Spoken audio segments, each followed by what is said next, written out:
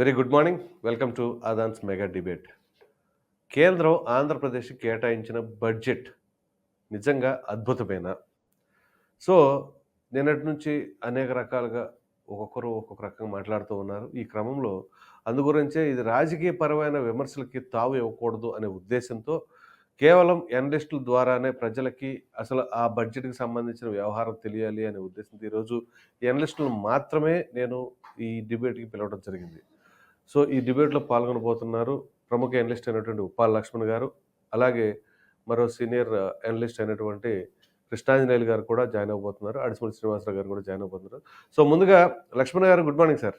Good sir, morning. ఏదైతే చెప్పండి.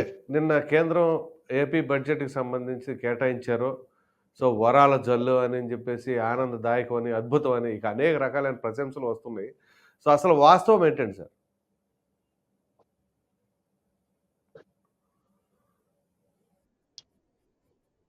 వాస్తవ పరిస్థితులు మనం రాజకీయాలకు అతీతంగా పరిగణలోకి తీసుకుంటే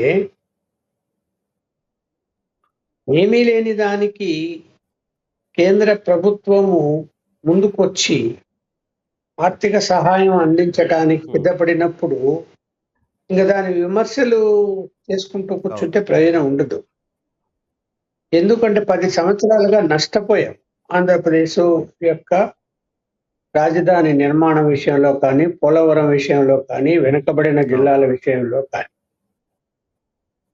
ఇప్పుడు కేంద్ర ప్రభుత్వము ముందు మనం రాజధాని గురించి మాట్లాడుకున్నప్పుడు నిన్న బడ్జెట్లో నిర్మలా సీతారామన్ గారు 15,000 కోట్లు కేటాయిస్తున్నామని చెప్పారు.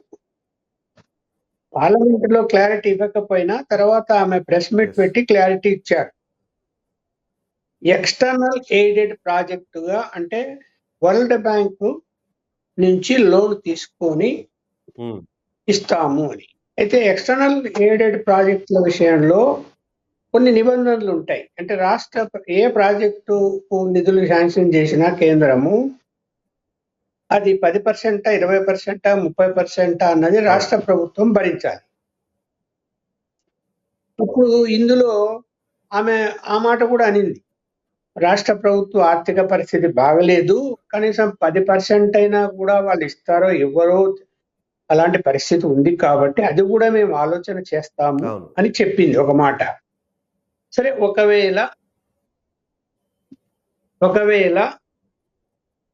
రాష్ట్ర ప్రభుత్వం 10% ఇస్తాము అని చెప్పి అంగీకరించింది అనుకోండి, 15,000 కోట్లలో 1,500 కోట్లు రాష్ట్ర ప్రభుత్వం రీపే చేయాల్సి వస్తుంది.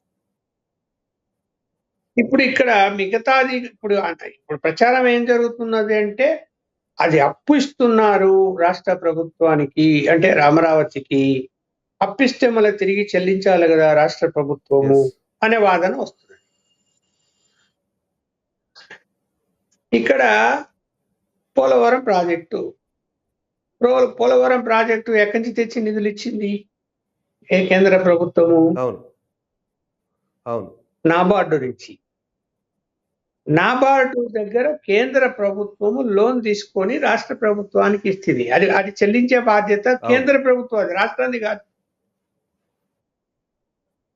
అలాగే ఇది కూడా ఇప్పుడు 1,000 కోట్ల రూపాయలు ఇప్పుడున్నటువంటి నీతి ఆయోగ్ యొక్క నియమ నిబంధనల ప్రకారము ఏ రాష్ట్రాలకు కూడా కేటాయించే అవకాశం లేదు. అది యొక్క ఫైనాన్షియల్ మేనేజ్మెంట్ ఏదైతే ఉందో అది అందరికీ సమానంగా ఎలా చేయాలో అలా జరుగుతుంది. మ్యాచింగ్ గ్రాంట్ లో కూడా 10% మించి ఇవ్వటం లేదు కేంద్ర ప్రభుత్వం. ఇప్పుడు ఏదో విధంగా ముందు ఇక్కడ రాష్ట్ర యొక్క ఆర్థిక పరిస్థితి అధ్వానంగా ఉంది కాబట్టి ఏదో ఒక రూపంలో ఆర్థిక సహాయం చెయ్యాల అనేటువంటి ఉద్దేశంతో కేంద్ర ప్రభుత్వము సరే రాజధానికి 15,000 కోట్ల రూపాయలు మేము ఫైనాన్షియల్ ఇన్స్టిట్యూషన్స్ ద్వారా సమకూర్చుతామని చెప్పారు. పోలవరం విషయంలో వచ్చేసరికి అది కంప్లీట్ మాదే బాధ్యత, మేమే దానికి కావాల్సిన నిధులన్నీ కూడా చెల్లిస్తామని ఆమె కూడా మళ్ళీ ప్రెస్ మీట్ లో క్లారిటీ ఇచ్చింది, మాది బాధ్యత దాని యొక్క పోలవరం నిర్మాణం. ఎందుకు అంటే విభజన చట్టంలో ఉంది కాబట్టి అది నేషనల్ ప్రాజెక్టుగా ప్రకటించారు కాబట్టి. సరే. అయితే ఏంటంటే ఇక్కడ అందులో బడ్జెట్లో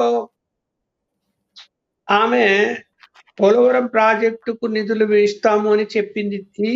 అలాగే వెనకబడిన జిల్లాలకు కూడా, అంటే ఉత్తరాంధ్రలో 3 జిల్లాలు, ప్రకాశం, రాయలసీమలో 4 జిల్లాలకు, మొత్తం 8 జిల్లాలకు కూడా ఆర్థిక సహాయం చేస్తామని చెప్పింది. అంటే ఉమ్మడి జిల్లాలు చెప్పింది. అయితే ఏంటంటే ఎలా ఆర్థిక సహాయం చేస్తారు? మరి మ్యాచింగ్ గ్రాంటా, మళ్ళీ ఇలాగే ఫైనాన్షియల్ ఇన్స్టిట్యూషన్ ద్వారా ఇస్తారా అన్నది క్లారిటీ రాలేదు అక్కడ. అలాగే పోలవరం కూడా ముంపు వాసులకు సంబంధించిందే ఇప్పుడు ఎక్కువ నిధులు అవసరం. మరి ఆ యొక్క నిధులు కేంద్రం ఇస్తాము అనటం లేదు కదా, అక్కడ ఇబ్బంది పడాల్సి వస్తుంది కదా. ప్రాజెక్టు నిర్మాణానికి ఓకే, ప్రతి పైసా చెల్లిస్తారు. R&R ప్రాజెక్టు విషయంలో క్లారిటీ ఇవ్వడం లేదు, అది కూడా కేంద్రమే చెల్లించాలి కదా. మొత్తం నేషనల్ ప్రాజెక్ట్ అని ప్రకటించిన తర్వాత అది కూడా కేంద్రమే చెల్లించాలని నేనైతే భావిస్తున్నాను. కానీ అలా కాకుండా ఇంతకుముందు రాష్ట్ర ప్రభుత్వము ఒప్పందంలో అది మేము చెల్లిస్తామని చెప్పారు అని ఒక వాదన ఉంది. అది రాష్ట్ర ప్రభుత్వం చెల్లించే పరిస్థితి ఎక్కడ ఉంది? 40-50 వేల కోట్లు ఎంతో కావాలా? అది జరిగే పని కాదు. అందువలన కేంద్రమే ముందుకు వచ్చి దాని మీద కూడా క్లారిటీ ఇస్తే గనక ఓకే. ఆంధ్రప్రదేశ్ విషయంలో ఇప్పుడు మిగతాది స్టీల్ ప్లాంట్ విషయంలో ఆల్రెడీ క్లియర్గా కుమారస్వామి వచ్చినప్పుడు ప్రైవేటీకరణ చేయటం లేదని చెప్పిపోయాడు. అరే ఫ్యూచర్ లో ఏం జరుగుతుంది ఇప్పుడు చెప్పలేము, ప్రస్తుతానికైతే చేయమన్నారు. సో ఈ 4 అంశాలు కూడా ప్రస్తుతం ఆంధ్రప్రదేశ్ ప్రజలలో మధ్యలో నలుగుతున్న అంశాలు. ఎందుకు 10 సంవత్సరాలుగా ఇవి జరగటం లేదు, దాని మీద అసంతృప్తి ఉంది ఆంధ్రప్రదేశ్ ప్రజలకు. కేంద్రం సహకరించటం లేదు, కేంద్రం ఈ సరిగా నిధులు ఇవ్వటం లేదు అన్నది వాస్తవం. అది ఎందుకంటే గత 5 సంవత్సరాలుగా ఈ 4 అంశాల్లో కూడా ఒక అడుగు కూడా ముందుకు వేయలేదు. పోలవరం ప్రాజెక్టు సాంకేతిక సమస్య వచ్చి పక్కన పడేశారు. ఈయన 3 రాజధానులు అని చెప్పి అమరావతిని పక్కన పడేశాడు. విశాఖపట్నం స్టీల్ ప్లాంట్ విషయంలో కూడా జగన్మోహన్ రెడ్డి గారు ఎలాంటి క్లారిటీ తీసుకురాలేకపోయాడు. వెనుకబడి జిల్లాలకు కూడా కొన్ని నిధులు ఇచ్చారు, తర్వాత అవి కూడా ఆపేశారు. అందువలన ఇప్పుడు ఎన్డీఏ భాగస్వామిక బీజేపీ ఉన్నది కాబట్టి కొంతవరకు కదిలింది అని మనం అనుకోవచ్చు. అలాగే తెలుగుదేశం యొక్క పార్లమెంటు సభ్యుల యొక్క మద్దతు కూడా అవసరం ఉంది కాబట్టి కొంత సానుకూలంగా వచ్చి ఉన్నది కేంద్రము అన్నది కూడా, అది కూడా వాస్తవమే. మనమే దాంట్లో దాచిపెట్టాల్సిన విషయం అయితే ఏం లేదు.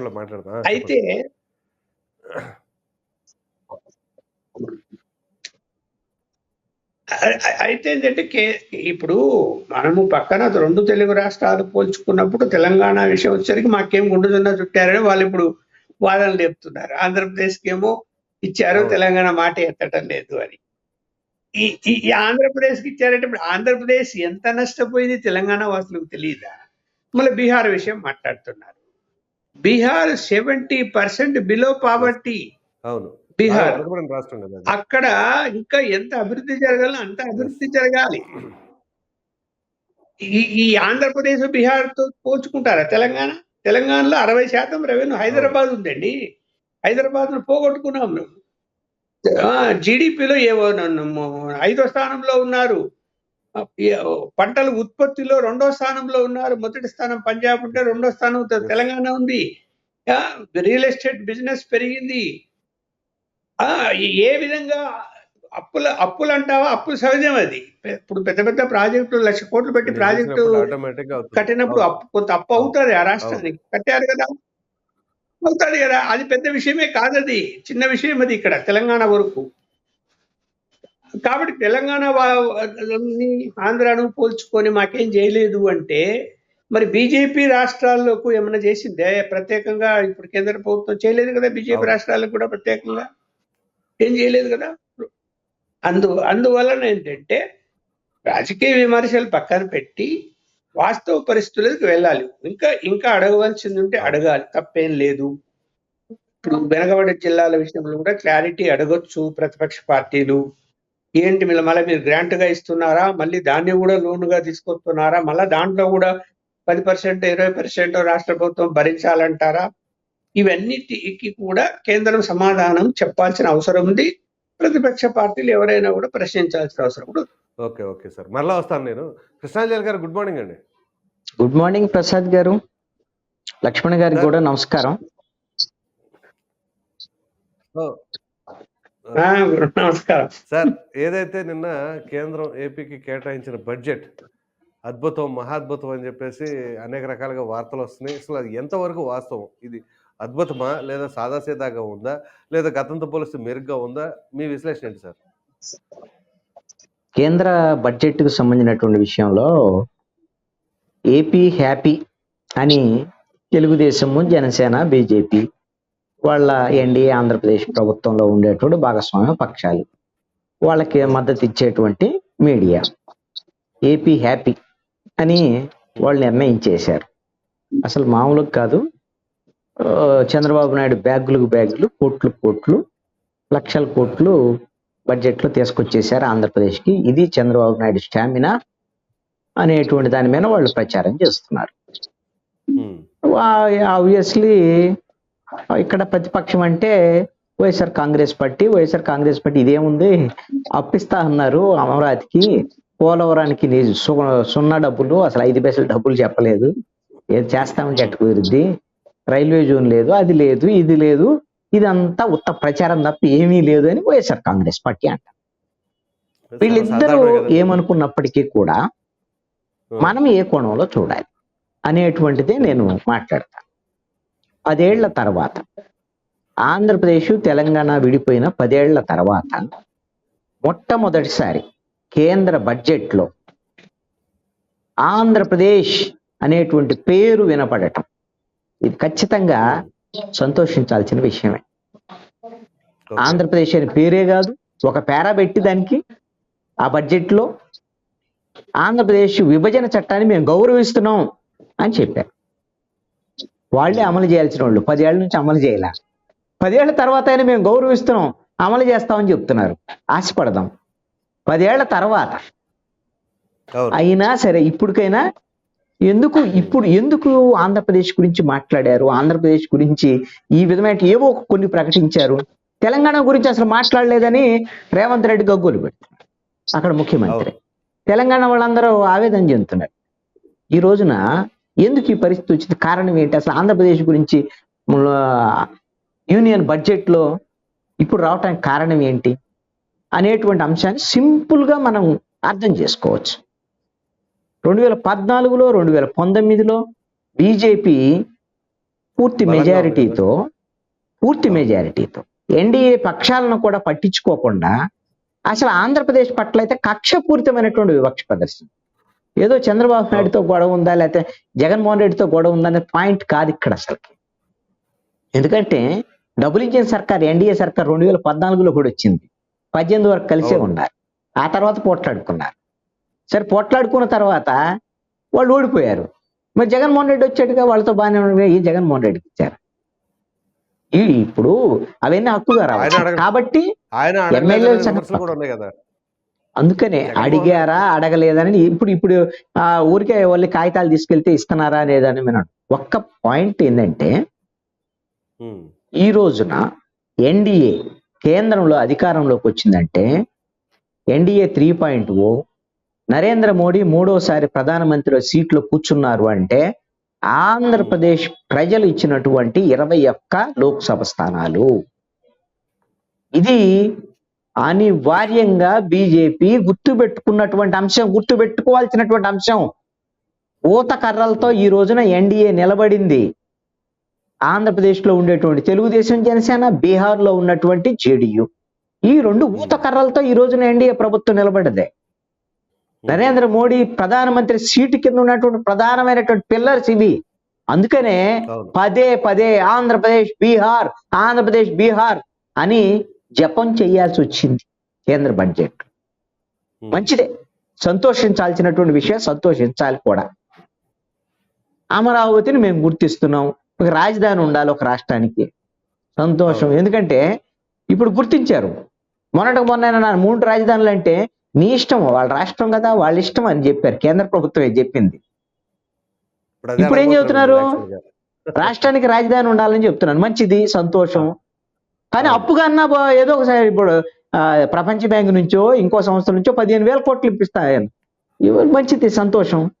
ఇంకా అమరావతికి మన హక్కుగా చట్టబద్ధంగా రావాల్సినటువంటి ఏదైతే పరిపాలనా భవనాల నిర్మాణానికి 48,000 కోట్ల రూపాయలకు సంబంధించినటువంటి అవసరం ఉంది మనకు. అది కేంద్ర ప్రభుత్వం ఇవ్వాలి, గ్రాంట్. మనం తిరిగి చెల్లించినటువంటి గ్రాంట్ గా రావాలి. అది అడుగుతారు అనుకుందాం రేపొద్దున భవిష్యత్తులో. ఇప్పుడు మొదలైంది కదా, అప్పు ఇప్పిస్తా ఉంటున్నారుగా. 15,000 కోట్లతో మొదలు పెడతాం ఈ సంవత్సరమే. ఈ 6 నెలలకే వాళ్ళు ఇస్తామన్నది. 6 నెలలకి మనం ఇస్తే యాక్టివిటీ మొదలైంది కదా ఎంతో కొంత. ఆ తర్వాత కేంద్ర ప్రభుత్వ సహకారం ఉంటుందని కూడా చెప్పారు కదా, మంచిది. పోలవరానికి కూడా మా సహకారం ఉంటుంది అని చెప్పినటువంటి మాట వాస్తవమే. కానీ ఖచ్చితంగా 32,000 కోట్ల పునరావాస ప్యాకేజీ విషయంలో విధానపరమైనటువంటి ప్రకటన చేయాలి. భవిష్యత్తులో చేస్తారని ఆశిద్దాం. అయితే ఇందాక లక్ష్మణ్ గారు ఒక డౌట్ ఎక్స్ప్రెస్ చేశారు. నాకున్నటువంటి సమాచారాన్ని నేను దాంట్లో క్లారిఫికేషన్ చేస్తాను. ఇప్పుడు 8 జిల్లాలకు సంబంధించినటువంటి వెనకబడినటువంటి జిల్లాల విషయంలో కేంద్ర ప్రభుత్వం నేను బడ్జెట్లో వాస్తవంగా 7 జిల్లాలే మన వెనకబడిన జిల్లాలు. దాంట్లో మన ప్రకాశం జిల్లాను కూడా కలిపారు. మంచిది, కొత్తగా మంచిది కూడా. దీంట్లో ఉన్నటువంటిది ఏంటి అని అంటే, వాస్తవంగా అయితే బుందేల్ఖండ్ తరహా ప్యాకేజీ రావాలండి వీటికి. మన విభజన చట్టంలో ఉంది. సుమారుగా అంటే అక్కడ ఉండేటువంటి ఆయా జిల్లా జనాభా లెక్కల ప్రకారంగా మనం ఒక అంచనా వేస్తే 23,500 కోట్ల రూపాయలు వస్తాయి ప్యాకేజీకి ఆ జిల్లాలకి. కానీ కేంద్ర ప్రభుత్వం 2014లో అధికారంలోకి వచ్చిన తర్వాత వెనకబడినటువంటి జిల్లాలకి మనకి ఒక్కొక్క జిల్లాకి 50 కోట్ల రూపాయలు చొప్పున సంవత్సరానికి ఇవ్వటం మొదలుపెట్టి 3 సంవత్సరాలు ఇచ్చారు. 7 జిల్లాలకి ఒక్కొక్క సంవత్సరానికి 350 కోట్ల రూపాయలు చొప్పున 3 సంవత్సరాల్లో 1,050 కోట్లు ఇచ్చారు.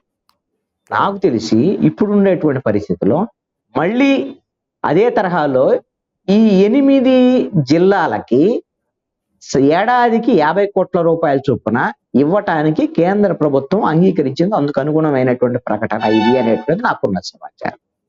ఇది గ్రాంటే, ఇంకా మళ్ళీ తిరిగి చెల్లించేది ఏమి లేదు, ఇదేం అప్పు కాదు. అయితే నేనేమంటాను అంటే, ప్రభుత్వం, ఆంధ్రప్రదేశ్ ప్రభుత్వం చేయాల్సినటువంటి పని ఏంటంటే 50 కోట్లే ఇస్తారు. ఓకే, 8 జిల్లాలకి అంటే సంవత్సరానికి 400 కోట్లు ఇస్తారు. ఈ 400 కోట్లు ఎప్పటి నుంచి ఇవ్వాలి మీరు గమనించండి. 14, 15, 16 ఇచ్చారనుకోండి, 17 సంవత్సరం నుంచి మనం లెక్కగట్టి ఇవ్వాలి. ఖచ్చితంగా ఇవన్నీ ఇవ్వాలి. 2017 నుంచి మొదలుపెట్టి ఇప్పుడు 24 కోట్లు, ఆ 7 సంవత్సరాలే కూడా ఇవ్వాలి. ఇంకా ఇచ్చి మళ్ళీ ఇప్పుడు కొత్తవి మనం మొదలు పెట్టాల్సినట్టు అవసరం. ఇది మనం సాధించుకోవాలి, అడగాలి.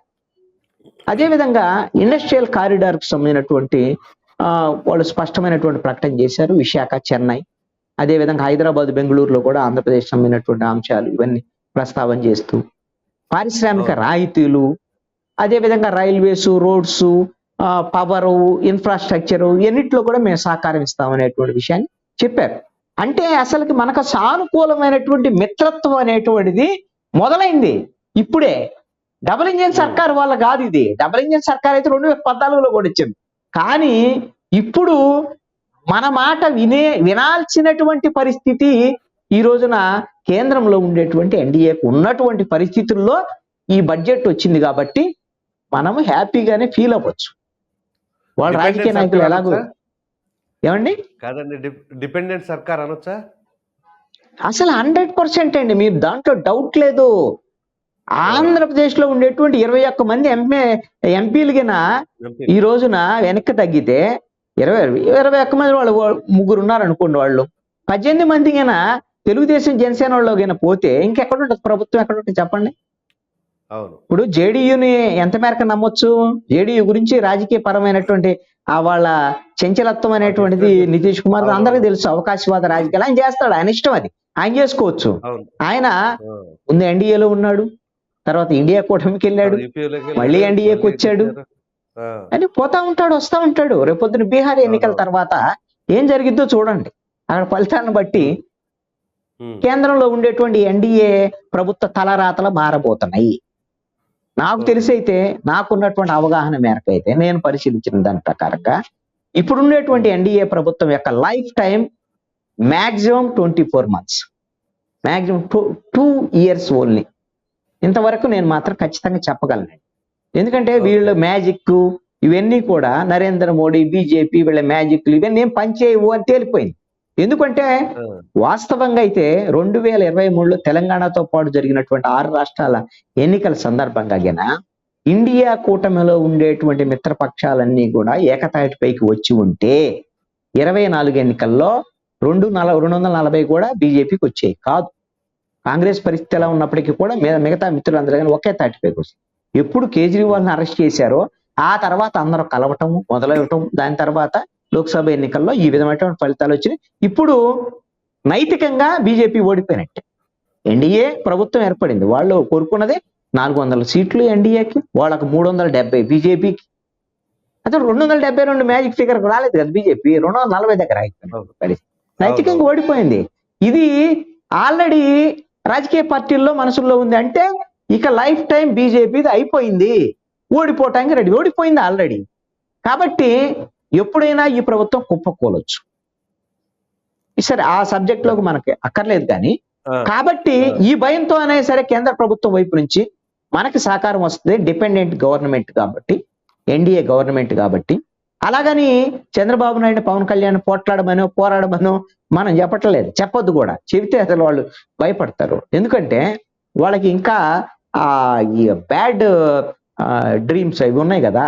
2018లో నల్ల చొక్కాలు వేసుకొని ఢిల్లీ నుంచి గల్లీ వరకు వాళ్ళు చేసినటువంటి ధర్మ పోరాట దీక్షలు, ఆ తర్వాత నరేంద్ర మోడీ చేసినటువంటి, వీళ్ళు ఒకసారి కక్ష గడితే ఎలా ఉంటుంది అనేది పాపం చంద్రబాబు నాయుడు చూశాడు. ఇంక భవిష్యత్తులో ఎప్పుడు కూడా కల్లో కూడా బీజేపీ వ్యతిరేకంగా మాట్లాడు. నాకు తెలిసి అయితే బీజేపీ గవర్నమెంట్ ను కూల్చేటువంటి పని కూడా ఎట్టి పరిస్థితుల్లో చంద్రబాబు నాయుడు ఎన్డీఏ ప్రభుత్వాన్ని కేంద్రంలో కూల్చేసి ప్రయత్నం కూడా కాపాడటానికి ట్రై చేస్తాడు. అయ్యా మేము మిమ్మల్ని కాపాడుతున్నాం, మాకు అవకాశం ఇవ్వండి, రిక్వెస్ట్ చేసుకుంటాడు. మనకు కూడా ఆంధ్రప్రదేశ్ కూడా కావాల్సింది అదే, పోట్లాడు. ఎందుకంటే పోట్లాడ ఆయన ఏం సాధించాడు? అదే విధంగా వాళ్ళతో సఖ్యత ఉండి జగన్మోహన్ రెడ్డి ఏం సాధించాడు? ఏం సాధించలేదు కదా. జగన్మోహన్ రెడ్డి కూడా ఏం అడగల, ఆయన ఏం అడుక్కున్నాడు సొంతంగా ఎవరికి తెలియదు. వాళ్ళతో మంచిగానే ఉన్నాడు. నరేంద్ర మోడీ ఆయన మాట్లాడుకుంటాడు, అమిత్ షా మాట్లాడతాడు లేదని. ఇప్పుడు పోయాడు ఢిల్లీకి, మరి నరేంద్ర మోడీ మాట్లాడతాడా లేదా అమిత్ షా మాట్లాడతాడా పాత మిత్రుడితో ఏందని చూద్దాం. అవును చూద్దాం. మళ్ళీ వస్తానండి. లక్ష్మణ్ గారు, సార్ లక్ష్మణ్ గారు, ఇప్పుడు ఏదైతే కృష్ణాంజలి గారు చెప్పారో చంద్రబాబు నాయుడు గారు చాలా ప్రధానమైన పాత్ర పోషిస్తూ ఉన్నారు అని. అయితే ఇక్కడ ఏదైతే ఇప్పుడు కేంద్రంలో శాఖలు ఉన్నాయో మంత్రులకు సంబంధించి, మీకు ఏ శాఖలు కావాలి సెలెక్ట్ చేసుకోండి అని చెప్పేసి చంద్రబాబు నాయుడు గారికి ఆఫర్ ఇచ్చినా కానీ, మాకు ఆ శాఖలు కేంద్ర మంత్రి పదవులు ఇచ్చినా ఇవ్వకపోయినా మా రాష్ట్రం అభివృద్ధి చెందాలి, దానికి కావాల్సిన నిధులు మాత్రం కేటాయించండి అని చెప్పేసి ఆయన గతంలోనే కేంద్ర పెద్దలతో మాట్లాడుతాం. మరి ఈ క్రమంలో ఇటువంటి నిర్ణయం సహేతుకమైనదేనంటారా? ఏ నిర్ణయం? ఇంకో రిపీట్ చేయమంటారా? ఏ నిర్ణయం? కేంద్ర మంత్రి పదవులు అనేది నిర్ణయం అంటున్నారు. ఏ నిర్ణయం? మాకు అంత ఇంపార్టెంట్ కాదండి, మాకు కావాల్సింది ప్రధానంగా మా రాష్ట్ర అభివృద్ధి, మా రాష్ట్రానికి నిధులు కేటాయించండి అని చెప్పేసి గతంలో చెప్పారు. దీనిపైన బెంగాల్ ముఖ్యమంత్రి అయినటువంటి మమతా బెనర్జీ గారు కూడా ఒక రాజకీయ విమర్శ చేశారు. మీరు అట్లా చేస్తారు, బీహార్ వాళ్ళు, ఆంధ్రప్రదేశ్ వాళ్ళు మీరు కేంద్ర మంత్రి పదవులు డిమాండ్ చేయాలి కదా, మీ రాష్ట్రం బాగోగులు చూసుకుంటున్నారా? అఫ్కోర్స్ రాజకీయపరమైన విమర్శలు అనుకోండి, ఆ విధంగా చేశారు. అయినా కానీ ఎక్కడ వీళ్ళు ఎవరు పట్టించుకున్నది లేదు. ఇప్పుడు పదవులు తీసుకున్నా తీసుకోకపోయినా పదవులు ఉన్నంత మాత్రాన అదనంగా నిధులు వస్తాయనో గ్రాంట్లు ఇస్తారనో అంటే ఒకటి భ్రమే. కానీ ఏదైతే కేంద్రానికి భయం ఉందో, ఇందాక కృష్ణాంజనేయులు చెప్పినట్టు, తెలుగుదేశం పార్టీకి వ్యతిరేకిస్తే ప్రభుత్వం కూలిపోయే పరిస్థితి ఉంది. కాబట్టి ఖచ్చితంగా ఆంధ్రప్రదేశ్ విషయంలో ఫేవర్గా వాళ్ళు ఉంటారు. అలాంటి పరిస్థితుల్లో ఇప్పుడు కేంద్రంలో మంత్రులు ఉంటారు. ఆ మంత్రులు ఆయన ఏమైనా ఒక 1,00,000 కోట్లు ఆంధ్రప్రదేశ్కు నేను ఇస్తాను అని చెప్పు రాసిస్తే నడుస్తుంది, నడవదు కదా. అదొక సిస్టమ్. నలుగురు మంత్రులు ఉన్నా కూడా ఏం చేయలేరు, ఇద్దరున్నా ఏం చేయలేరు, ఉమ్. లేకపోయినా ఏం చేయలేరు. అది క్యాబినెట్ డెసిషన్లు, నీతి ఆయోగ్ యొక్క నియమ నిబంధనలు, అన్ని ఫైనాన్షియల్ మేనేజ్మెంట్ అవన్నీ దాని చట్ట ప్రకారమే నడుస్తాయి. వారు అన్నట్టు, చంద్రబాబు నాయుడు గారు అన్నట్టు, రాష్ట్ర అభివృద్ధి ఇంపార్టెంట్. ఎస్, ఆ లైన్లోనే వెళ్ళాలి. పదవుల విషయం కంటే రాష్ట్ర అభివృద్ధి విషయంలోనే ముందుకెళ్ళాలి. ఎందుకంటే ఎంత నష్టపోయామో మనము జర్నలిస్టులుగా మన మనసులో ఎంత బాధ ఉందో అవును. మనకు అర్థమవుతుంది. అసలు ఎంత ఉన్నతంగా ఉన్నటువంటి ఆంధ్రప్రదేశ్ ఉమ్మడి దాన్ని విడగొట్టి, ఆ విడగొట్టిన పాపం కాంగ్రెస్, బీజేపీ అవును, రెండింటిది. ఇద్దరిది. ఇవాళ ఎంత అధ్వానంగా తయారైపోయింది 10 సంవత్సరాల్లో. రెవెన్యూ ఎక్కడుంది, అభివృద్ధి ఎక్కడుంది, పరిశ్రమలు ఎందుకు రాలేదు, ఐటీ ఇండస్ట్రీస్ ఎందుకు రాలేదు, మరి రాష్ట్ర అప్పుల పాలైపోయి రాష్ట్రం అధోగతి పాలైపోయినప్పుడు కేంద్రము ఏ విధంగానైనా కూడా సహకారం అనేది ఇవ్వాల్సినటువంటి అవసరం పొంది అవును. ముందుకు వచ్చింది. అసలు రాజధాని లేని రాష్ట్రంగా 10 అదే సంవత్సరాలు కదా. మనం బతికాము. ఎవరికైనా చెప్పుకోవాలంటే మీ రాజధాని ఏది అంటే ఏం చెప్పలేని పరిస్థితులు వచ్చాము. ఇప్పుడు క్లియర్ గా పార్లమెంట్ లో ఎస్, అమరావతి రాజధాని అభివృద్ధికి మేము నిధులు కేటాయిస్తున్నామని చాలా స్పష్టంగా అవును. కేంద్ర ప్రభుత్వం నిర్ణయం తీసుకొని చెప్పేసింది. సో ఫస్ట్ ప్రియారిటీ, సరే పోలవరం ప్రాజెక్ట్ అనేది సాంకేతిక పరంగా అడ్డంకులు తొలగితే ఆ పనులు ప్రారంభమవుతాయి. దానికి సంబంధించి నిధుల సమస్య ఉండదు, ఏముండదు, కేంద్రం చూసుకుంటుంది. ముందు కాన్సన్ట్రేషన్ చేయాల్సింది రాష్ట్ర ప్రభుత్వము అమరావతి రాజధాని విషయంలో ఎలాంటి నిర్లక్ష్యము చెయ్యకూడదు. ఖచ్చితంగా ఈ 5 సంవత్సరాల్లో ఒక మంచి నగరంగా కనీసం సీడ్ క్యాపిటల్ అయినా కంప్లీట్ చేయాలి. దానికి ఓకే 15,000 కోట్లు సరిపోతాయి, అది ఈ సంవత్సరానికి 15,000 కోట్లు. ఇంకా 4 సంవత్సరాల పీరియడ్ ఉంది. 4 సంవత్సరాల పీరియడ్ లో ఆయా 15,000 కోట్ల నుంచి ఇంకా 20,000 కోట్లు ఇవ్వచ్చు, 30,000 కోట్లు కూడా ఇవ్వచ్చు. పని జరిగేదాన్ని బట్టి. ఇప్పుడు నిధులు కేటాయిస్తారు, 15,000 కోట్లు ఖర్చు పెట్టాలి కదా. టెండర్లు పిలవాలి, అన్ని నిర్మాణాలు మొదలు కావాలి, అన్ని జరగాలి కదా, దానికి కొంత టైం పడుతుంది. కాబట్టి నెక్స్ట్ ఇయర్ మళ్ళీ దాన్ని ప్లానింగ్ చేసుకోవాలి. సరే, నాకు కూడా చంద్రబాబు నాయుడు గారి యొక్క పట్టుదల ఖచ్చితంగా అమరావతి రాజధాని నిర్మించి తీరాలని పట్టుదలతో ఉన్నాడు కాబట్టి, అందుకు అంత అనుభవం ఉన్నటువంటి వ్యక్తి కాబట్టి ముందుకు తీసుకెళ్తాడని నేను భావిస్తున్నా. మన మిత్రుడు మంచి పాయింట్ రైజ్ చేశాడు. వెనకబడిన జిల్లాల విషయంలో బ్యాక్లాగ్ యొక్క ఏదైతే అమౌంట్ ఉందో అది కూడా ఇవ్వాలని. ఖచ్చితంగా అది అడిగి తీరాలి చంద్రబాబు నాయుడు. అవును. అరే మరి అంతే కదా. మరి ఇప్పుడు విభజన చట్టంలో ఉంది అది. మీరు 3 సంవత్సరాలు కేటాయించారు, మరి మీ మిగతా సంవత్సరాలు కేటాయించలేదు కదా. మరి అది కూడా ఇవ్వాలి కదా, అది కూడా ఇవ్వాలి కదా.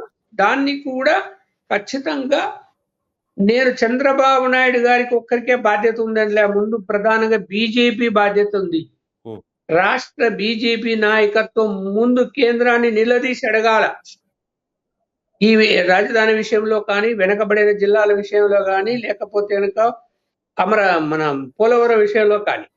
లేకపోతే ఎన్డీఏ గవర్నమెంట్ లో ఉండి ఆ విధంగా మిమ్మల్ని బీజేపీ నాయకులు ఆ విధంగా కేంద్రంలో అడగాలి.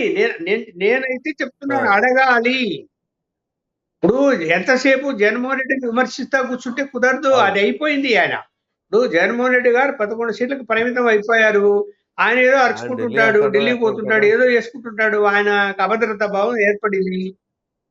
ఆయన సంగతి వదిలేయండి. ముందు రాష్ట్ర అభివృద్ధి విషయంలో దృష్టి పెట్టాలంటే రాష్ట్ర బీజేపీ నాయకత్వం కూడా అడగాలి. ఎందుకు 8 అసెంబ్లీ సీట్లు గెలిచారు, 3 పార్లమెంట్ సీట్లలో గెలిచారు, మీరు 0.8% ఉన్నటువంటి పరిస్థితి నుంచి బయటపడ్డారు. తెలుగుదేశం పూర్తిగా మీకు మద్దతు ఇచ్చింది, ఆ మద్దతుతోనే మీరు గెలిచారు. పార్టీ ఇంకా మీరు డెవలప్ చేసుకోవాలని అనుకుంటే ఆంధ్రప్రదేశ్లో మీరు ముందుండి కేంద్ర ప్రభుత్వం దగ్గరికి వెళ్ళి ఎన్ని ప్రయత్నాలు చేయాలని అన్ని ప్రయత్నాలు చేయాల్సిన బాధ్యత ఇవాళ రాష్ట్ర బీజేపీ నాయకత్వానికి ఉంది. అయితే ఇప్పుడు చంద్రబాబు ఏంటంటే కృష్ణాంజలి గారు ఇందాక అన్నారు చూసారా, కేవలం 24 మంత్సే అని. ఒకవేళ ఆ పరిస్థితి కానీ తలెత్తితే అప్పుడు ఆంధ్రప్రదేశ్ రాష్ట్ర భవిష్యత్తు ఏంటండి? అంటే కృష్ణాంజలి గారు 24 నెలల లోపల ప్రభుత్వం కూలిపోవాలని ఆయన ఏమైనా ఆశపడుతున్నాడో కూలిపోవాలని ఎవరు నాకైతే తెలియదు కోరుకోరులే కానీ కదండి. ఆయన ఆలోచన ఆయనకు ఉండొచ్చేమో కానీ కూలిపోవాలని ఎవరు కోరుకుంటారు సార్? ఏ తెలుగు వాడు వినండి, కోరుకోరు. ఇప్పుడు సుస్థిర ఎక్కడైనా కానీ రాష్ట్రాల్లో కానీ కేంద్రంలో కానీ సుస్థిర ప్రభుత్వం ఉంటేనే అభివృద్ధి సాధ్యం అవుతుంది. అవును. డిస్టర్బెన్స్ ఉంటే ఏ రాష్ట్రం కూడా కానీ లేదా దేశంలో కానీ అభివృద్ధి జరగదు. గతంలో మనం చూసాం జనతా గవర్నమెంట్ లో నువ్వు కాంగ్రెస్ గవర్నమెంట్ లోను ప్రధానమంత్రులు మార్చడం ఇవన్నీ చాలా గందరగోళాలు జరిగాయి. లక్ష్మణ్ గారు అభివృద్ధి అనేది కుంటుపడింది. లక్ష్మణ్ గారు ఇప్పుడు కూడా కూలిపోవాలని లక్ష్మణ్ గారు కోరుకోవడం లేదు. ఎందుకంటే సుస్థిర ప్రభుత్వం లక్ష్మణ్ గారు ఉండాలి, ఒక 5 పాయింట్ సంవత్సరాలు ఉండాలి, అభివృద్ధి జరగాలి, దేశం అభివృద్ధి లక్ష్మణ్ గారు ఒక పాయింట్ కాదు, ఉండటమా ఉండకపోవటమా ఎవరి ఇంట్రెస్ట్లు కోరికలు ఈ పాయింట్ కాదు. నా పాయింట్ నేను ఒక్కటే అడుగుతాను లక్ష్మణ్ గారు. సుస్థిరమైన ప్రభుత్వం ఉంటే డెవలప్మెంట్ అయింది, ప్రభుత్వాలు మారితే డెవలప్మెంట్ కాదు అనేది ఒక ఒపీనియన్ అనుకుంటే, సుస్థిరమైనటువంటి ప్రభుత్వం 2014 నుంచి 2019 వరకు ఉంది, 2019 నుంచి 24 వరకు ఉంది. ఎన్డీఏలో ఉందే ప్రభుత్వం 2 ఉన్నాయి కదా కరెక్ట్ గా. ఏమన్నా డెవలప్మెంట్ యాంగిల్లో వాళ్ళు చెప్పినటువంటి హామీలు అమలు చేస్తే 240 సీట్లకు బీజేపీ ఎందుకు పడిపోతే పోనీ వాళ్ళు సుస్థిరమైన ప్రభుత్వంతో దేశాభివృద్ధిని పరుగులు పెట్టిస్తున్నారో మీరు చెప్పండి పోనీ. అందుకని ప్రభుత్వాలు కూలిపోవటం ఏంటంటే 2 ఏళ్లకు కూలిపోయింది, లేదా రేపు పొద్దున మంచిగా రావచ్చు, వాళ్ళు 5 ఏళ్ళు ఉండొచ్చు, అద్భుతాలు వాళ్ళు రేపు పొద్దున చేయొచ్చు. వీళ్ళు ఫెయిల్ అయ్యారు కాబట్టి రేపు బాగా చేయొచ్చుగా, అప్పుడు మేలు జరగవచ్చుగా. ఆంధ్రప్రదేశ్ ప్రత్యేక హోదా ఇస్తాం అన్నారు కాంగ్రెస్ గవర్నమెంట్ వస్తే. సపోజ్ నేను ఉదాహరణ చెప్తున్నా, అందుకని కోరికల గురించి వాటి గురించి నేనేం చెప్పను, కానీ నా దగ్గర ఉన్న ఎనాలిసిస్ నా దగ్గర చాలా ఉంది దానికి సంబంధించి. అది నేను ఇప్పుడు డిబేటబుల్ ఇష్యూ కాదు కాబట్టి దాని గురించి నేను మాట్లాడతాను. లేదండి, రాష్ట్ర భవిష్యత్తు ఏ విధంగా ఉండబోతుంది అనేదే కదా మన చర్చ అంతా కూడా. ఇప్పుడు ఈ బడ్జెట్ ఒక్కదాంతోనే మనం ఉద్ధరించబడుతున్నామా, లేదు ఇంకా ఏమైనా సరే కావాలి అదనంగా? ఇప్పుడు మీరు అన్నట్లుగా ఒకవేళ ఏదైనా సరే ఉల్టా పల్టా అయ్యి వాళ్ళ బళ్ళు వాళ్ళని అనుకోండి, అప్పుడేంటి పరిస్థితి? ఇక్కడ ఆల్రెడీ ఎన్డీఏలో భాగస్వాములుగా ఉంది రాష్ట్రంలో ఉన్న పార్టీలు. ఓ పక్కన ఒకవేళ ఇండియా కూటమి కనుక అధికారంలోకి వస్తే, ఒకవేళ మీరు అన్నట్లుగా అప్పుడు ఏంటి భవిష్యత్తు? ఇదంతా కూడా ఆలోచించుకోవాలి కదా. అఫ్కోర్స్ వాళ్ళు అప్పుడు మేనిఫెస్టోలో పెట్టారు ఆంధ్రప్రదేశ్కి ప్రత్యేక హోదా ఇస్తామని చెప్పేసి. కానీ ఇప్పుడు పార్టీలన్నీ కూడా ఇటు ఎన్డీఏ కూటమి వైపు ఉన్నప్పుడు ఎన్డీఏ కూటమికి ఉన్నా సరే మేము చేస్తామని చెప్పేసి కాంగ్రెస్ ఏమైనా హామీ ఇవ్వగలదా? ఒకటండి, ఇప్పుడు సపోజు కాంగ్రెస్ అధికారంలోకి వస్తుందా, వీళ్ళు కూలిపోతారా లేదా అనే విషయం. ఇప్పుడు ఎన్డీఏ ఉంది కాబట్టి ఉన్నటువంటి సమయంలో దీపం ఉండగానే ఇల్లు చక్కబెట్టుకోవాలి అనేటువంటిది నా పాయింట్. 2 ఏళ్ల లోపులో ఏదైనా ఉంటే మనకు కావాల్సినవి తెచ్చుకొని బతంలాడో బామాలో తెచ్చుకొని ఇవన్నీ చేసుకోవాలి అనేటువంటి పాయింట్. రెండోది, ఒకవేళ ఇండియా కూటమి గవర్నమెంట్ వచ్చింది అనుకోండి సార్, సపోజ్ అంటే మధ్యంతర ఎన్నికలు జరుగుతాయి కదా, లోక్సభ ఎన్నికలు జరుగుతాయి, అంతేగాని వీళ్ళు పోయి వాళ్ళు రావటం అనేది ఉండదు. నాకు ప్రభుత్వం కూలిపోతే మధ్యంతర ఎన్నికలు వస్తాయి, లోక్సభ ఎన్నికలు జరుగుతాయి. లోక్సభ ఎన్నికల్లో ఆంధ్రప్రదేశ్ లో ఎవరికి ఎంపీ సీట్లు వస్తే వాళ్ళు మెజారిటీ, అదే విధంగా వాళ్ళు వెళ్ళి ఇండియా కూటమికి మద్దతు ఇచ్చారనుకోండి, ఇండియా కూటమి వాళ్ళు కూడా ఆంధ్రప్రదేశ్ కోసం చేస్తారు. ఎవరి కోసం చేస్తారు నాకు అర్థం కాదు. అసలు అయినా బీజేపీ ఆంధ్రప్రదేశ్ సంబంధించినటువంటి విషయంలో అన్యాయం చేసింది అనేది కాంగ్రెస్ కూడా పదే చెప్తున్నట్టు. మేము వస్తే మేము ఫస్ట్ ప్రయారిటీ కింద మొదటి సంతకం చేస్తాను నేను ప్రత్యేక హోదా కోసమని రాహుల్ గాంధీ చెప్పాడు. రాహుల్ గాంధీ చెప్పాడు. అసలు ఇప్పుడు ఏం చెబుతున్నారు? ఇప్పుడు పార్లమెంట్ లో నిన్న బడ్జెట్ కు ముందు రోజు కేంద్ర ఆర్థిక శాఖ సహాయ మంత్రి పంకజ్ చౌదరి చెప్పారు ప్రత్యేక హోదా లేదు బీహార్ కన్నా. ఆంధ్రప్రదేశ్ కూడా ప్రత్యేక హోదా లేదు కదా. మరి అలాంటి ప్రత్యేక హోదానే వస్తుందంటే ఇంకంతకన్నా ఏం కావాలి? ఆంధ్రప్రదేశ్కి లాభం జరగదా? ఎవరుంటే మనకేమందండి పాలిటిక్స్ లో? బీజేపీ ఉండి 10 ఏళ్ళు ఉద్ధరించిందా? ఇప్పుడే మొదలు పెట్టారు ఏవో చిన్న. అందుకని నేనేమంటానంటే కూలిపోటాలు రాజకీయ అస్థిరత అనేటువంటిది కొన్ని సందర్భాల్లో లాభం జరగవచ్చు, కొన్ని సందర్భాల్లో నష్టం జరగవచ్చు. మనకి ఆ అస్థిరత ఉంది అనే భయం కూడా ఆంధ్రప్రదేశ్కి లాభం కలిగించేటువంటి అంశంగా ఉంటుంది అనేటువంటిది నా పాయింట్. అదే ప్రధానమైన అంశం కూడాను. ఎందుకంటే వాళ్ళు గతంలో ఇప్పుడు డబుల్ ఇంజిన్ సర్కార్ అన్నా కానీ ఆంధ్రప్రదేశ్కి ఒరిగిందేమీ లేదు. ఇందాక మీరు చెప్పినట్లుగా ఏదైతే మనం 2014 నుంచి 19 వరకు వాళ్ళు 18 వరకు కలిసి ఉన్నా కానీ ఆ అధిక నిధులు కేటాయించింది ఏమీ లేదు, పోలవరం పూర్తి చేసింది ఏమీ లేదు. దానికి కూడా రాష్ట్రం బడ్జెట్ కేటాయించుకుంటుందని చెప్పేసి తర్వాత మీరు రీఎంబర్స్ చేయండి అని చంద్రబాబు నాయుడు గారు ఆయన ఉన్నంత వరకు ఆయన చేసుకెళ్ళారు.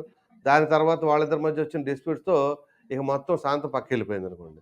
ఇక 2019 నుంచి అంటారా సరే సరే 2019 నుంచి యాక్చువల్గా లక్ష్మణ్ గారు మనకి అమరావతికి నిధులు కేటాయిస్తున్నా కానీ కేంద్ర ప్రభుత్వం లేదండి మాకు అమరావతికి నిధులను కేటాయించవలసిన అవసరం లేదు అని చెప్పేసి జగన్మోహన్ రెడ్డి గారు కేంద్ర పెద్దలతో అన్నట్లుగా సమాచారం ఎంతవరకు వాస్తవం అంటారు లక్ష్మణ్ గారు?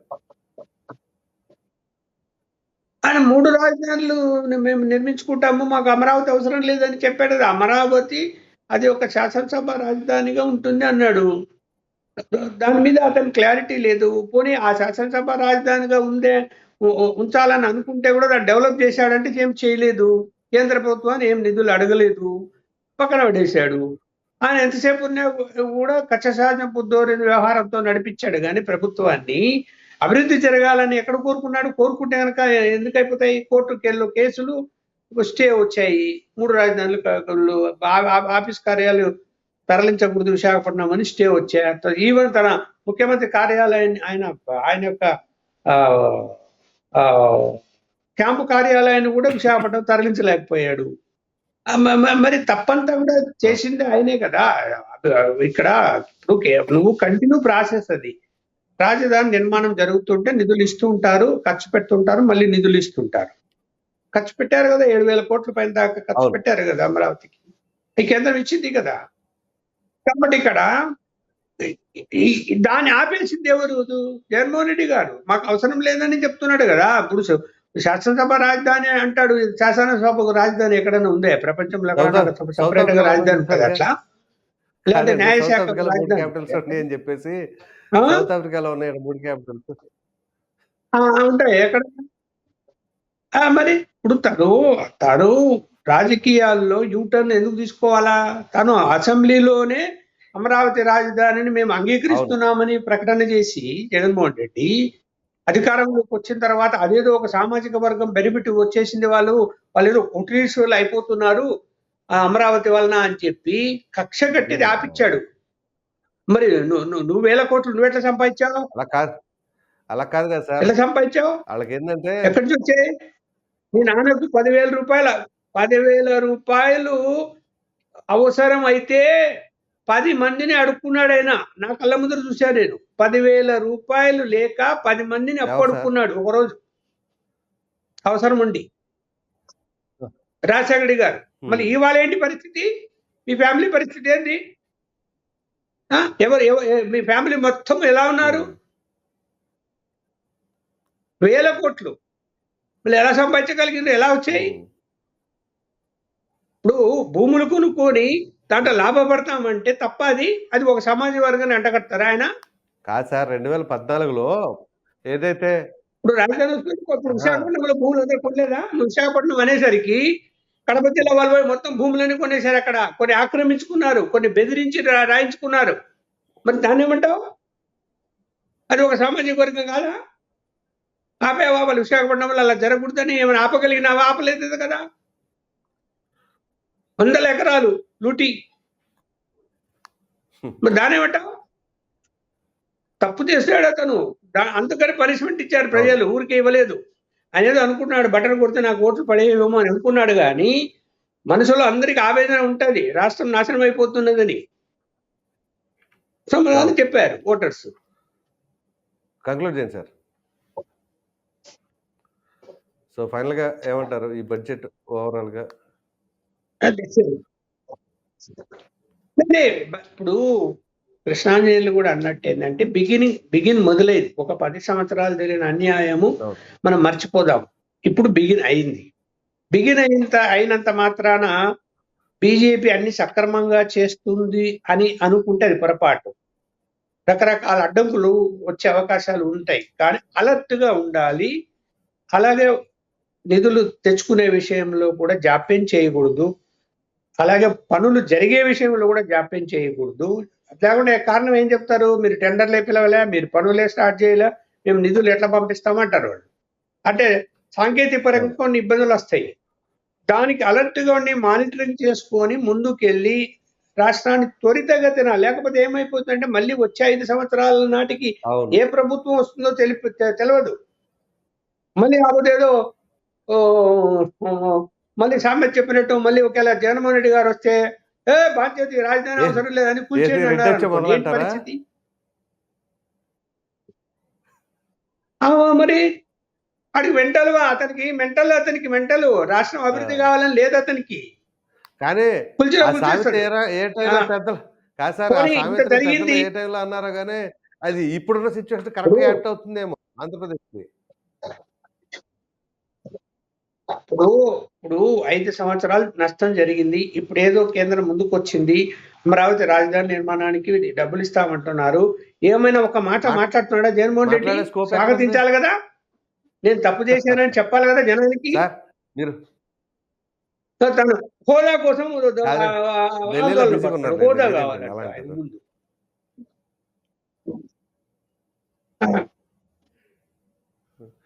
కృష్ణాంజలి గారు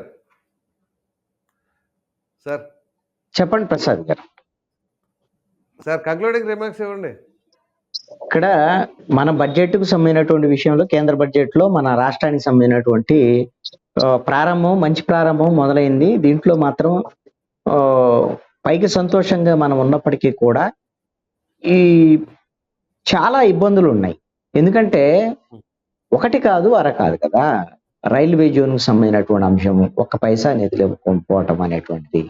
అదేవిధంగా ఆ, రాజమండ్రి పెట్రోకెమికల్ కాంప్లెక్స్ సంబంధించినటువంటి విషయం, దుగ్గరాయపట్నం పోర్టు, కడప ఉక్కు ఫ్యాక్టరీ, ఇవన్నీ అంశాలు మనము ఇంకా విభజన చట్టాన్ని వాళ్ళు గౌరవిస్తామని చెప్పారు, కానీ విభజన చట్టంలో చాలా ఇష్యూస్ ఉన్నాయి.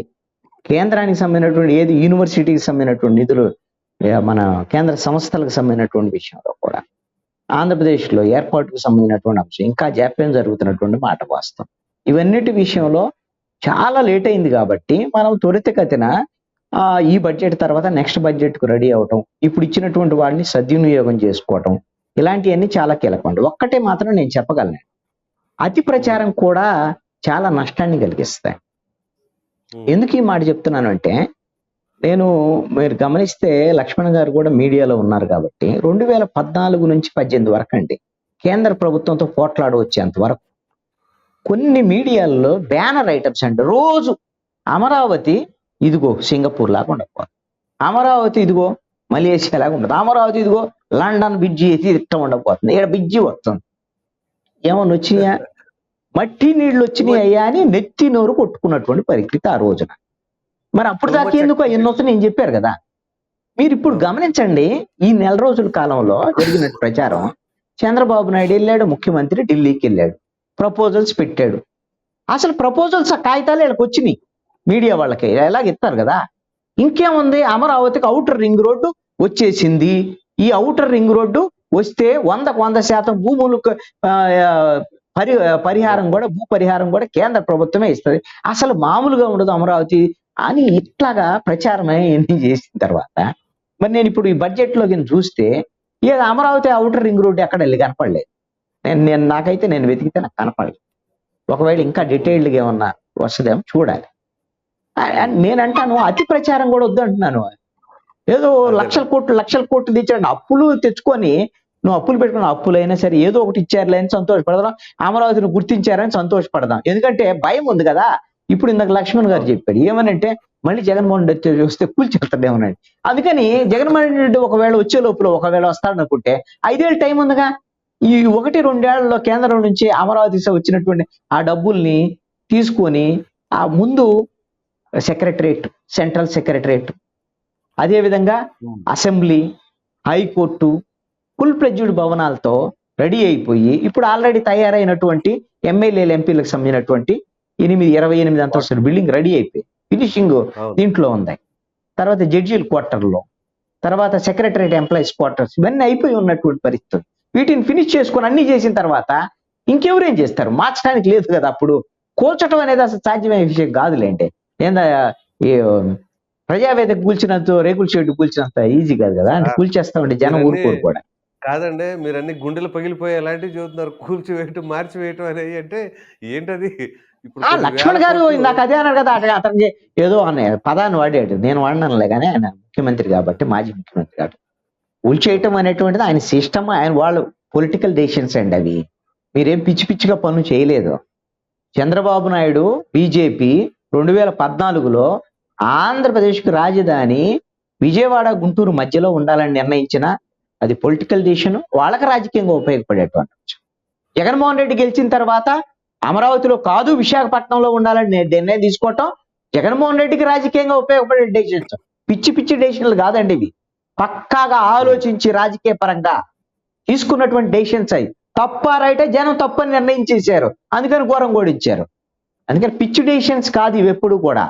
అందుకని రాజధానుల విషయాలు ఇవన్నీ కూడా ఎలా ఉంటాయనంటే ఆయా పరిపాలన చేసేటువంటి అధికార పక్షాలు తమకు రాజకీయంగా అనుకూలంగా ఉండటము, తమ సామాజిక వర్గాలకు అనుకూలంగా ఉండటం, తమ వాళ్ళకి అనుకూలంగా ఉండటం, వాళ్ళు ఆర్థికంగా లబ్ధి పొందడం, ఇవన్నీ వెనకాల ఎజెండాలు దాగి ఉంటాయి. దాంట్లో ఎటువంటి సందేహం లేదు. అమరావతి అయినా అలాంటిదే, తప్పేం లేదు.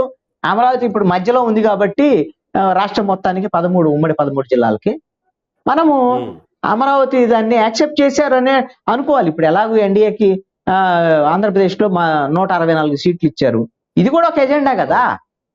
అవును, అమరావతి అంశం కూడా ఉంది కదా, అమరావతిని యాక్సెప్ట్ చేశారని అనుకోవాలి ప్రజలు. కాబట్టి నేనేమంటానంటే దీన్ని త్వరితగతిన కావలసిన వర్క్లన్నీ చేసుకొని ఎవడేం చేయట్లేని వీలు లేకుండా చేద్దాం అంటున్నారు. ఇప్పుడు కర్నూలులో ఉన్నటువంటి రాజధాని మనం టెంట్లు వేసుకున్నాం, అయిపోయింది. అప్పుడు హైదరాబాద్ కు తెలంగాణను కలుపుకున్నారు. ఎందుకు రాయలసీమ రెడ్లకు భయం అయింది. అప్పుడు 4 జిల్లాల రెడ్లకి, మనం ఇక్కడ 4 జిల్లాల్లోనే ఉన్నాం, మిగతా వాళ్ళందరూ అక్కడ కమ్మోళ్ళు ఉన్నారు, మిగతా బీసీలు ఉన్నారు, వీళ్ళందరూ ఉన్నారు. వాళ్ళే తెలుగుదేశం వీళ్ళ కమ్మ సామాజిక వర్గం కమ్యూనిస్టులకు సంబంధించినటువంటి అంశం. వీళ్ళు అప్పుడు విజయవాడ అటు ఇటు అనుకున్నటువంటి పరిస్థితిలో కమ్యూనిస్టులకు సంబంధించినటువంటి వాళ్ళు ఎలాగోలా కర్నూలుకు తీసుకెళ్లారు. ఆ తర్వాత రెడ్లు వీళ్ళందరూ కలిసి తెలంగాణకు తీసుకెళ్లినటువంటి పరిస్థితి ఉంది కదా ఆ రోజున. సామాజిక అంశాలు ఇవన్నీ రాజధానికి సంబంధించినటువంటి అంశాలు, రాజకీయ అంశాలు ముడిపడ్డటువంటి పరిస్థితులు. కాబట్టి అమరావతి రాజధానిని ఈ రోజున త్వరితగతిన పూర్తి చేసుకునేటువంటి పరిస్థితి చంద్రబాబు నాయుడు, తెలుగుదేశం, ఎన్డీఏ ప్రభుత్వం, ఆంధ్రప్రదేశ్ లో ఉండేటువంటి ప్రభుత్వం చెయ్యాలి. కేంద్రం దీనికి సహకరించాలి. పోలవరం గిన పూర్తి అవ్వాలి అంటే మాత్రము ఒక్క అడుగు కూడా ముందుకు పడదండి. ఇది ఈ విధంగా మేమే ఉన్నాం, మేము మద్దతు ఇస్తాం, పోలవరం పూర్తి చేయడానికి మాటల వల్ల ఏమి పూర్తి అవ్వదు. వాళ్ళు ఇచ్చింది తిప్పి కొడితే 10 సంవత్సరాల్లో జాతీయ ప్రాజెక్టుకి 15,000 కోట్లు, 55,000 కోట్లు కావాలి. దానికి ఇచ్చింది 15,000 కోట్లు, 32,000 కోట్ల రూపాయల పునరావాస ప్యాకేజీ కావాలి. ఇప్పుడు గేట్లు కట్టి పెట్టేసి బ్యారేజ్ బ్రిడ్జి కట్టేసి మొత్తం చేసేసి నీళ్లు నింపేస్తే జనాన్ని ముంచుతారా? పొలాలు ముంచుతారా? దానికి డబ్బులు ఇరా? మరి దాని జాతీయ ప్రాజెక్ట్ అన్న తర్వాత ఎవడు పెట్టుకోవాలి దాన్ని? అది చెప్పటం లేదు. ఇప్పుడు వరకు దాన్ని హామీ పొందుతారు చంద్రబాబు నాయుడు అని అనుకుందాం. కాబట్టి మనకు మనసులో ఎంత బాధ ఉన్నా ఏదో ఒక రకమైనటువంటి ఒక శుభంతో ప్రారంభమైంది కాబట్టి ఈ బడ్జెట్, కాబట్టి అన్ని శుభాలే జరుగుతాయి అనే ఆశతో ముందుకెళ్తాం. Right sir, thank you so much Krishnanjali గారు, అలాగే లక్ష్మణ్ గారు. మరలా రేపు కలుద్దాం.